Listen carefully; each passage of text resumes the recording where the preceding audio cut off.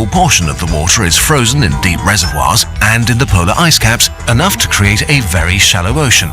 And enormous amounts of oxygen are bound as minerals in the Martian rocks, like the oxygen in the iron oxides that give the planet its rust-red color, as well as carbon dioxide in carbonates. To free these gases, we need to reverse the reactions that lock them away by using thermolysis, which occurs at temperatures as high as on the surface of the Sun. In short, we want to melt the surface of Mars. The best way to do that would be to put lasers in orbit, aiming their beams down on Mars. The most powerful laser today is the ELI-NP, able to produce beams of 10 petawatts of power for a trillionth of a second. To melt Mars, we need a laser twice as powerful that runs continuously. The easiest way is to use a solar-pumped laser that can be powered directly with sunlight. At its core are metal-infused glass rods that absorb energy and release it as a laser beam. If we build an array of mirrors in space about 11 times the size of the United States, we can focus enough sunlight onto them to melt Mars. Let's do it.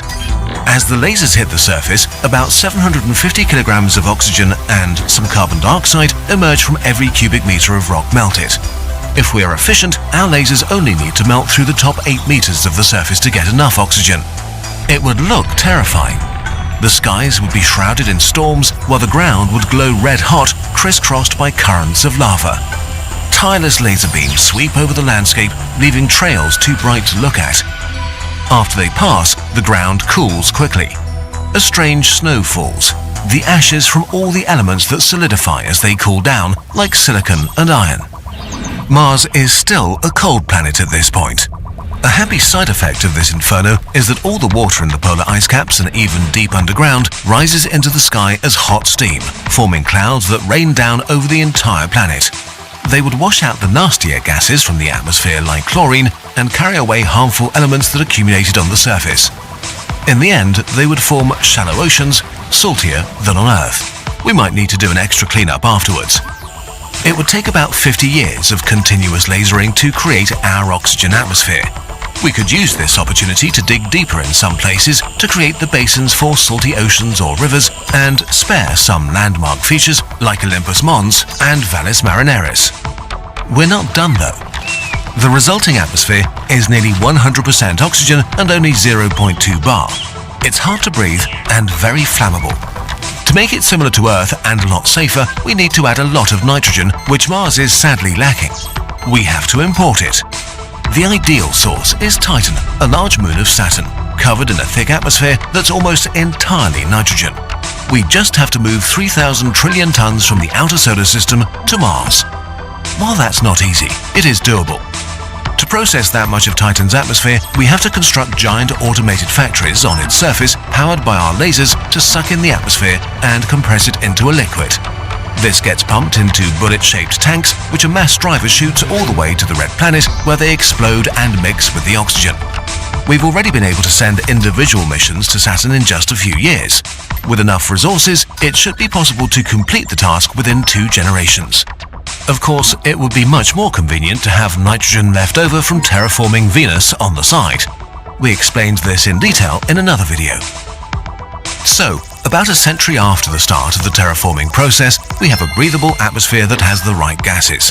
If the liberated CO2 isn't enough to warm it up to temperatures we can stand, we just add some super greenhouse gases. Mars at this point resembles a black marble from all the cooling lava, spotted with growing oceans and red patches where the old surface remains untouched. It's still a wasteland, no better than a desert on Earth. We need to fill it with life. Challenge 2. Biosphere. Installing a biosphere on a new planet is very difficult. Unexpected interactions between species or sudden diseases can destabilize it to the point of collapse. We would probably begin by seeding our young oceans with phytoplankton.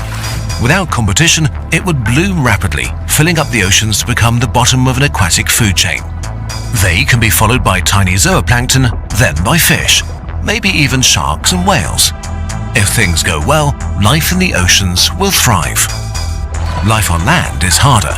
Plants need nutrient-filled ground to sink their roots into, but most of the surface is the congealed remains of lava and ash. We could wait for thousands of years for water and wind to grind it down into finer sands, or try to do it manually. But we want to be quick. And we have a big laser. Turning the beam on and off in rapid succession would cause the ground to quickly heat up and contract, which breaks it into smaller and smaller pieces. Add a bit of water and you get a sort of dark mud. Into this mud, we can mix fungi and nitrogen-fixing bacteria. They're able to absorb nitrogen and convert it into nitrate compounds to feed plants. The first plants we want to bring are native to volcanic islands on Earth, since they're perfectly suited to the laser-blasted Martian landscape. Eventually, the enriched mud becomes the foundation for grasslands and forests. In Mars's lower gravity, trees can become very tall very fast. Their roots gather the nutrients they need and then dig deeper to turn more rocks into soil, forming a self-sustaining ecosystem. At this point, we can slowly introduce more plant varieties, insects and animals. Not mosquitoes though. The new biosphere needs to be maintained to prevent it from falling out of balance. If plants grow too quickly and absorb too much carbon dioxide, the planet cools down too much. If key species die out, we could see populations collapse faster than they could recover. On Earth, other species would move in to fill the void, but our Martian biosphere is not as flexible. It takes hundreds, if not thousands of years before Mars becomes a stable environment. But eventually, the planet will have the potential to sustain large human colonies. With air, water and food available, we can finally call Mars, black, blue and green, our home. A giant volcanic island in space. Will it last though? Challenge 3, the long-term future. There is a problem we haven't addressed. Mars's core does not produce a magnetic field, so it doesn't have enough protection from solar radiation or cosmic rays. This becomes dangerous for the long-term health of Martian populations. So, as a final step, we need an artificial magnetic field. It doesn't have to be huge like Earth's, it just needs to deflect the solar wind enough so that it doesn't touch Mars. The easiest way is to construct a magnetic umbrella far ahead of Mars that splashes the solar wind to the sides. A big superconducting ring powered by nuclear facilities is all it takes. It would orbit at the Mars-Sun L1 point, keeping it constantly in between the Sun and Mars and protect the new atmosphere. And that's it.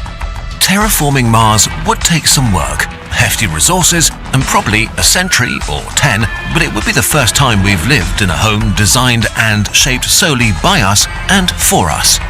A first step towards our future among the stars. The first step that we can already take down here on Earth is learning more about the physics and biology needed for such a project. To help you with that, we've created a series of lessons to build your fundamental understanding of these topics. Made in collaboration with our friends at Brilliant.org, these lessons give you a deeper understanding of the topics from our most popular videos, from supervolcanoes to black holes to climate science. Brilliant is an interactive learning tool that makes maths, science and computer science accessible with a hands-on approach. Because we know that to really learn something, you've got to do it. Think of each lesson as a one-on-one tutoring version of a Kurzgesagt video. In our latest lesson, you'll learn more about how Mars lost its atmosphere and how we might protect a terraformed Mars from suffering the same fate. Brilliant has thousands of lessons to explore, from maths-based topics like algebra and probability to the concepts behind algorithms and machine